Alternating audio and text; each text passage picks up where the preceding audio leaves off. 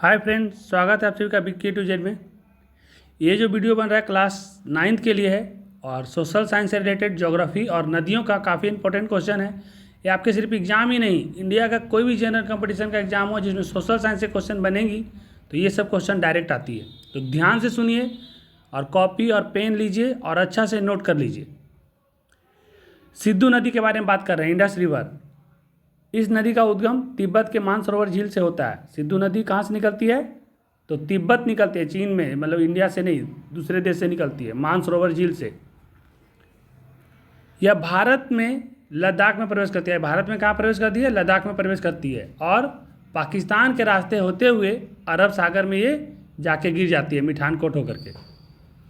सिद्धू नदी की कुल लंबाई अगर पूछेगा तो कुल लंबाई 2900 किलोमीटर है, लेकिन हमारा देश भारत में इस नदी का प्रवाह लगभग 1100 किलोमीटर है। 1114 है, लेकिन 1100 किलोमीटर लगभग लिखिएगा।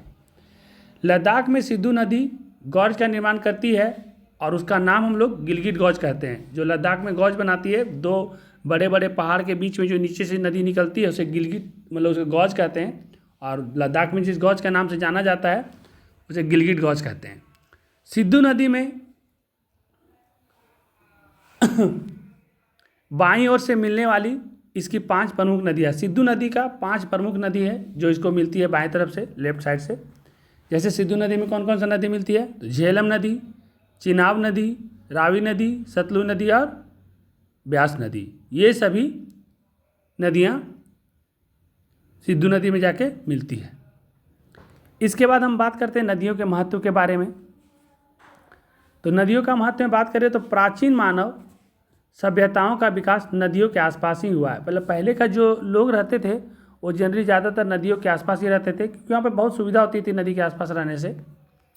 वर्तमान में भी बड़े बड़े नगरों तथा महानगरों का विकास किसी न किसी नदी के पास हुआ है। आप देख लीजिए, चाहे वो आगरा हो, चाहे वो दिल्ली हो, चाहे वो पटना हो, चाहे आप जो भी बड़े बड़े शहर को जान रहे हैं, महानगर को जान रहे हैं, वो सब ज़्यादातर लोग नदी के बगल में बसे हुए हैं। जैसे दिल्ली बसा था यमुना नदी किनारे, आगरा यमुना नदी किनारे, पटना गंगा के किनारे, कोलकाता भी है गंगा नदी के किनारे, और भी बड़े बड़े शहर सभी नदियों के किनारे बसा हुआ है। विश्व के बहुत बड़े भाग में आज भी पीने के लिए तथा घरेलू उपयोग के लिए नदियों द्वारा प्राप्त जल का उपयोग किया जाता है। नदियों में मछली पालन से खाद्य पदार्थ के रूप में मछली का भी प्रयोग करते हैं। नदियों पर बड़े बड़े बांध बनाकर उससे बिजली भी प्राप्त की जाती है।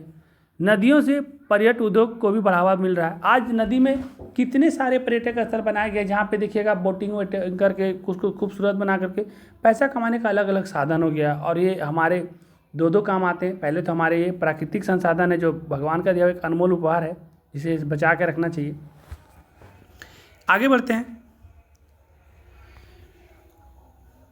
7वां पॉइंट है कि मैदानी भागों में बाढ़ के साथ नदियां अपने साथ नई मिट्टी भी लाती है जो खेती के लिए काफ़ी उपजाऊ होती है। देखिए, जब भी कभी भी बाढ़ आती है ना, तो बीच में जितने भी सारा चीज़ रहता है नदियाँ उसको ढो के समझिए एक तरह से ले करके अपने साथ आती है। तो उसमें बहुत सारे मिट्टी भी आती है, और वो मिट्टी क्या होती है कि वो नई मिट्टी रहती है। तो जो भी पुरानी मिट्टी का शक्ति कम हो जाता है, जिस खेत में चाहे जहाँ भी वो मिट्टी जाती है तो उस पर उपजाऊ का शक्ति मिट्टी में ज़्यादा होता है। कोई भी फसल अगर आप वहाँ पर लगाते हैं तो बहुत अच्छा होगा। खास करके जो जल बहा के लाती है जलोढ़ मिट्टी, वो हर फसल ही अच्छा उसमें होता है। उसके बाद है नदियों द्वारा प्राप्त जल से सिंचाई हेतु अनेक नहरों का विकास किया गया है। आगे अगर हम बात करें कि हमारे पटना शहर में एक गांधी सेतु पुल बना था गंगा नदी के ऊपर, जो 7 किलोमीटर का, जो 1984 में बना था। लेकिन वो इंडिया का सबसे लंबा पुल हुआ करता था कुछ दिन पहले, 2017 से पहले। लेकिन 26 मई 2017 को भूपेन हज़ारिका सेतु का निर्माण हुआ, जिसे ढोला सदिया सेतु के नाम से जानते हैं। उसका निर्माण नरेंद्र मोदी के द्वारा किया गया था और अभी वो इंडिया का सबसे लंबा पुल है। पूछेगा लंबाई कितना है, तो 9.15 किलोमीटर लंबा सेतु है, जो लोहित नदी के ऊपर बना हुआ है। और लोहित नदी जो है वो ब्रह्मपुत्र की एक मुख्य उपनदी है, मतलब सहायक नदी है। और ये जो वीडियो है इसमें इतना ही रहने देते हैं, कल और विस्तार से वीडियो बनाएंगे। धन्यवाद।